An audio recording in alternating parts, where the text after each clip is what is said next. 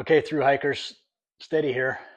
A little bit of a trail update. So I've got 1,000 miles on the PCT northbound. I made it almost to Kennedy Meadows North when I had to learn that we had a family medical emergency back home. So I ended up hiking 2 days southbound to get back to Yosemite to catch a bus to Fresno to fly home. And been home for a little bit, and just found out today that my wife says things are good to go and I'm hitting the trail. So within a few days, I'm going to be back on trail. But I thought I'd take this opportunity to go over some of the gear decisions I've made along the way, some of the things I've changed, some of the things I like and don't like. And I made a really big change just a week before I came off trails. The main purpose of today's video is to talk about my biggest change. In my quest for ultralight, I did just a crap ton of research and landed on the X-Mid Pro 1 to start. It served me pretty well in the desert. Once I hit the Sierras, the condensation problem became an absolute disqualifier for that tent. So in Mammoth Lakes, I upgraded to a Big Agnes Tiger Wall Ultralight 2. I'm going to go over some of the pros and cons of each tent and explain why I switched and why I'm glad I switched. I'm going to try and show the pros and cons of both a single wall tent and a double wall tent.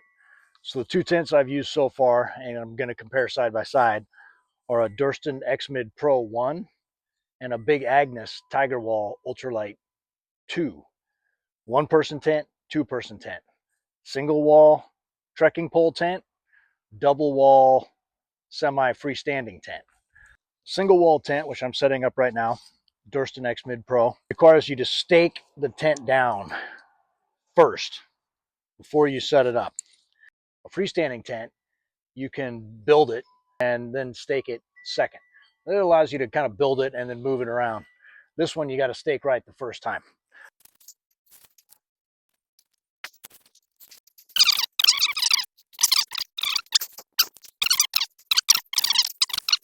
And the second.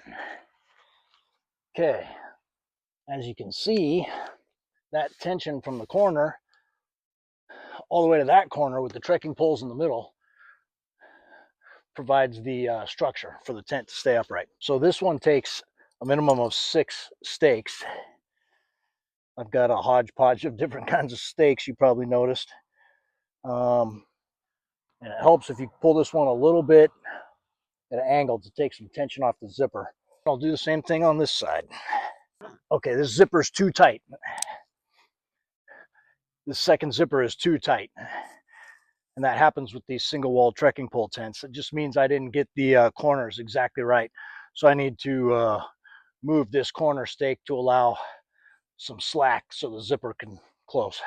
Okay, I just moved that about 6 inches in and the zipper closes now. I'm going to set this one up with the foot end towards the camera. You'll see why in a minute.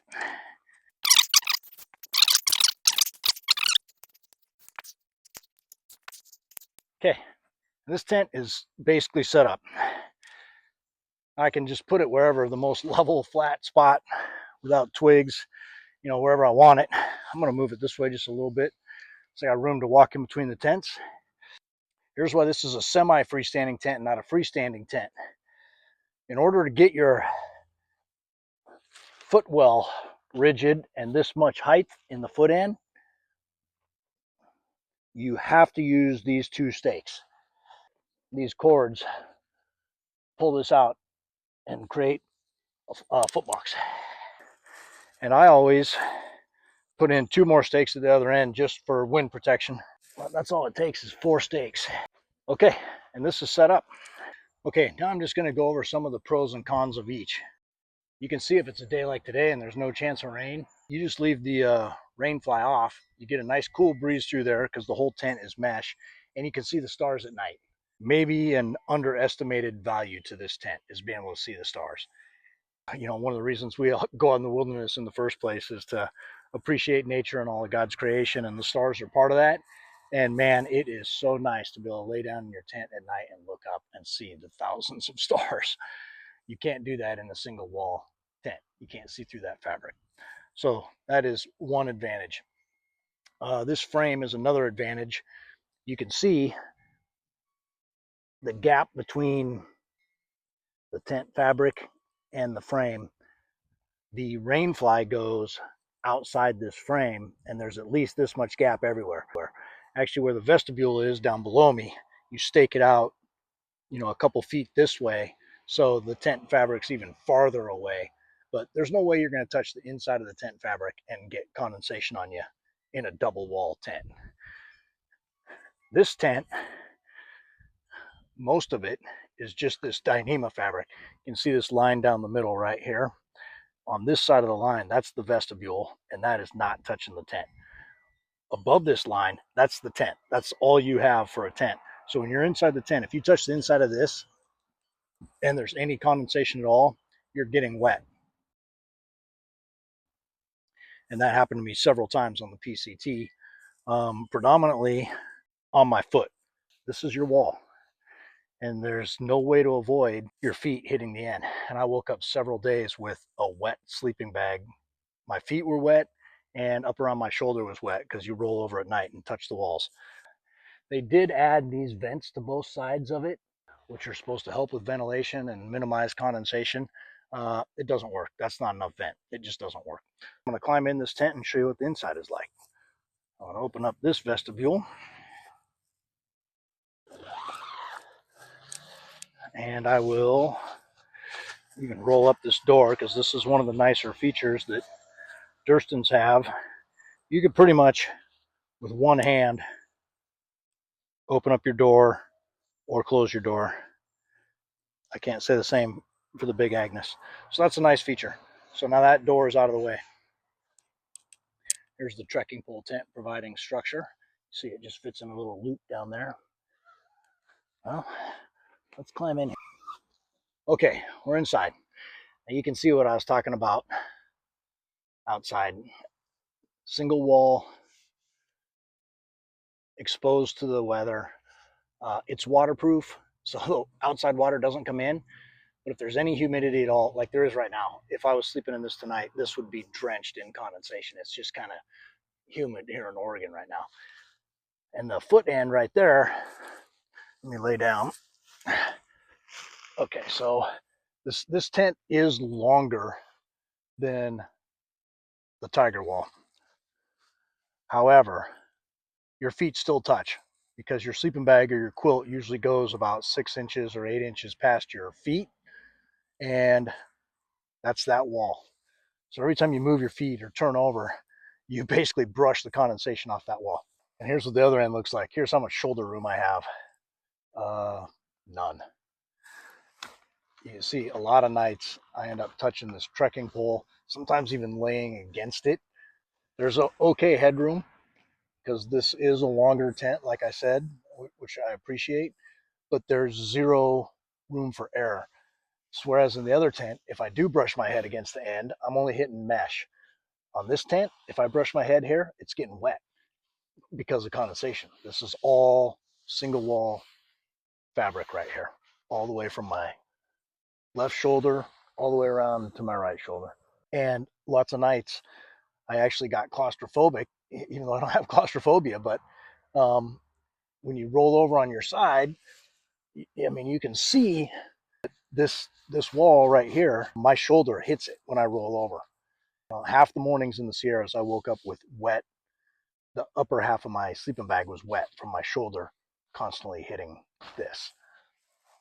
And like I said, my feet constantly hit the bottom. So I woke up with wet feet and wet shoulder areas in my sleeping bag, which is miserable because A, you get cold, down doesn't insulate when it's wet. So I would wake up freezing, even though it barely got below freezing. And then the other thing is you have to stuff a wet sleeping bag into your backpack when you start hiking at 6:30 in the morning. And hopefully you remember at 10 when the sun comes out and you find an opening, stop hiking for an hour, pull everything out of your backpack, spread it out. Hope you don't get holes in your sleeping bag because you got it spread on a branch or a stump or something. And hope it doesn't blow away. And you got to wait, 45 minutes or an hour for your sleeping bag to dry out in the middle of the day. So it's just a pain in the butt. I will say these Durstons, because of the trekking pole being right next to your shoulder, Sometimes you bump it and stuff, but the advantage of it is it's pretty high. Now, the problem is it's not really usable space. I don't know if you can hear that, but my head's touching it's touching right here. So even though this is pretty high right here, there's just a really high peak right here, and it angles down immediately. So my head and shoulder are touching right here. If there was condensation in this tent at all, my head and my shoulder would be wet right now. And you don't want to wake up in the morning and sit up to put your socks on and get a wet shoulder and a wet head. Condensation in this tent is a disqualifier for me. There's no way to avoid it. If you're a regular sized human, you can't sleep in this tent without touching the single wall Dyneema at some point. Here's the vestibule. Okay, this is a nice feature of the Durstons. 2 vestibules, 1 on each side, and it's a pretty good size. I could fit my backpack in this larger end and stand it upright. That was nice to be able to have my backpack inside here. That was nice. There's also room for probably your shoes. I never put my shoes outside because I don't want to wonder what climbed in there in the middle of the night. It's not great for cooking. You can do it. You can cook in here. I've done it. It's just not that big. And that is to be expected. I think that's a sacrifice a lot of people are willing to make for a 1-pound tent. That's the main advantage of these single wall Dyneema tents is they weigh half as much as the next lightest freestanding double wall tent, which I'm going to show you next. So the tent I'm going to show you next weighs roughly 2 pounds, and this one weighs roughly 1 pound. When you're hiking 2,650 miles on the PCT, an extra pound every day for some people is a lot. For me, I didn't sleep well enough in this tent to fully recover every day. And so I'm willing to carry an extra pound to get a good night's sleep and be able to fit all my stuff in my tent and turn over without worrying about hitting the wall and staying dry every night. I think that's the biggest thing, staying dry. So now we're in the Tiger Wall UL2. Important to note, this is a 2-man tent. They do make a 1-man version of this, which is lighter. This 2-man tent ends up being a really good size for me. First of all, you can see my feet have a lot more room to move side to side. They actually have less room at the end, but the only thing they're going to hit is that mesh. There's a good 6-inch gap between that mesh and the rain fly when the rain fly is on, and the mesh will not get condensation. The rain fly might, but if it does, you don't touch it, so it doesn't matter. Okay, so here's the head end. I'm not quite touching. I got a little bit of room, but look at how much room is on either side of my shoulder. If you remember, I was touching the walls basically on both sides in the other one, and I couldn't roll over without risking touching the wall. This is huge, and that is an underestimated value to these tents, because if I want, I can move over 6 inches and I still have, God, I still have so much room, and I can fit my entire backpack right there. I can fit all my gear alongside me in here. But even better, because this tent just has so many more features than the super ultralight X Mid, it still has 2 doors, 1 on each side, with a full zipper all the way around. It's really nice having a bottom zipper. It's got kind of a similar pocket by your head on both sides. Then on top of that, it's got another pocket right above your head. You put a headlamp or a lantern. The best thing of all, though, is this pocket right here. It's giant. You can I always put my puffy in there and my pants I'm going to wear the next day. I put my socks in there. They get to air out a little bit overnight, but it's huge. So I put all my clothes I'm going to wear the next day in there. I've already mentioned it, but if you were laying down at night after hiking all day, imagine laying here and looking at all the thousands of stars. You have basically a 360-degree view out of this tent if you don't use the rain fly. And without the rain fly, this tent is much cooler than the X-Mid, much cooler. And if you don't have any chance of rain, you just don't need the rain fly. you get this great view, you get this good cross breeze, and it's just, you know, no bugs. It's just wonderful. So this amount of space is really hard to overestimate how important it becomes for a good night's sleep. But you can see they have this crossbar right here across the middle, which forces the tent out on the top. So the walls are really pretty vertical. So the amount of usable space is really high because of that crossbar right there. And you can sit up, and I am sitting up in the middle. I don't know if you can see it in the little side view, but I got 7 or 8 inches before hitting the top, which is plenty. More importantly, my shoulders. No matter which way I turn, no matter where I reach, I'm not hitting walls. And I'm definitely not hitting a wall with condensation. Now, the only thing left to do is put the rainfly on and show you the vestibule of the Tiger Wall.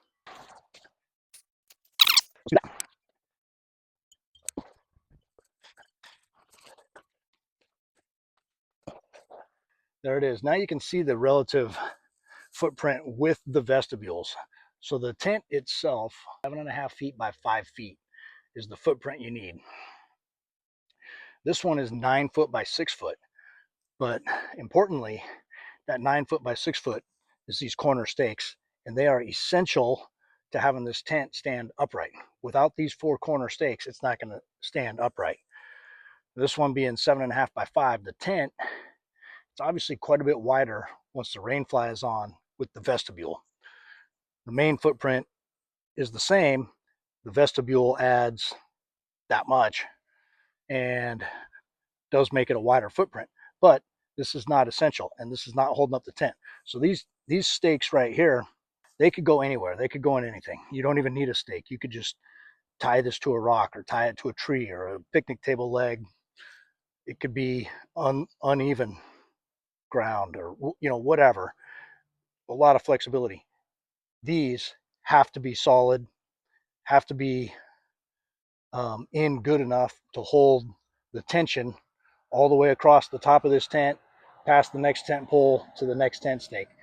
It's that tension that holds it up. And so these stakes are essential. And that's a really big footprint. And it's not always easy to find a place to pitch a tent with that big of a footprint. And I can tell you from experience, it looked pretty easy setting this up because this is a flat level yard. But if you don't have a flat level spot, it takes a lot of tweaking to get this thing to stay stable and upright. Because if one of the corner stakes comes out, if you put it in sandy ground or you bumped it before you went to bed, your tent collapses. This tent's not going to collapse because it's got a frame. It's not going anywhere. It's not collapsing, and it's not going anywhere. Like I said, these, you can prop these doors open, but let's see if I can do it one-handed. The Durston has such an ingenious system for holding these doors. I'm jealous. This one, Big Agnes, if you're listening, this toggle takes 2 hands to use. It's not great, and it's too low. It needs to be at the midway point, because sometimes even when you have this closed, it can still unwind. Okay, I gotta set the camera down. It takes 2 hands. Sorry. Okay, I got that up. Let's climb in. Okay, so there's the open side. Let's move over here and see what this vestibule looks like. I'm going to set the camera down again because I have to use 2 hands. I'll show you this process this time. All right.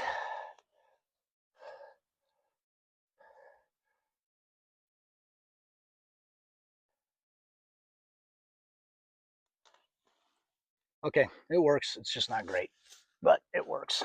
But you can kind of get an idea of the floor space. It's similar. It's probably about the same. I feel like there's a little more floor space for cooking.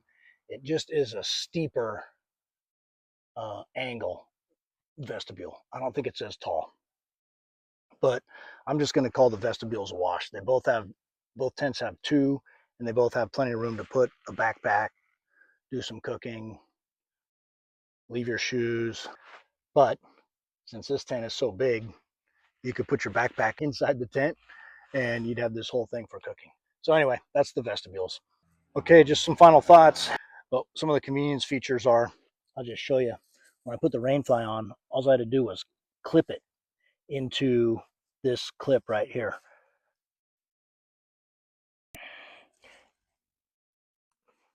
Easy peasy.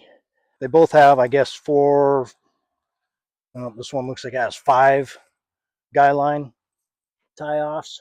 I said before, I should have showed you while I was in the tent, but you can see the gap between the rainfly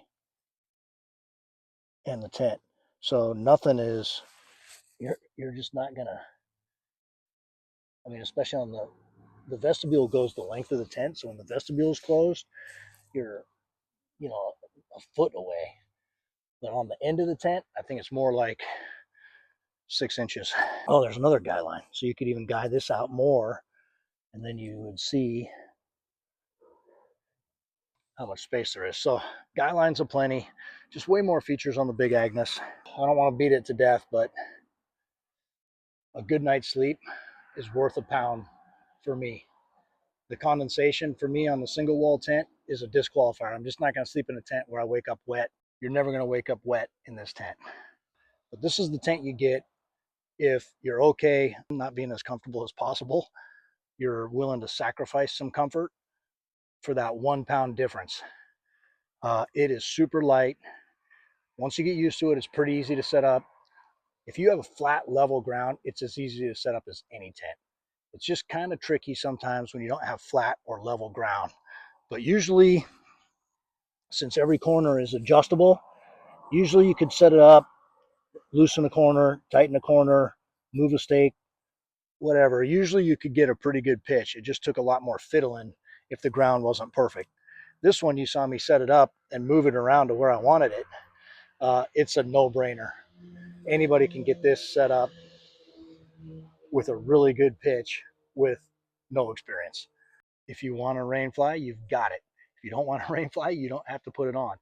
But it's pretty nice for privacy in campgrounds, and it's really good for rain. Otherwise, I don't use it. Tiger Wall UL2, Durston X Mid 1. Which one makes more sense for you?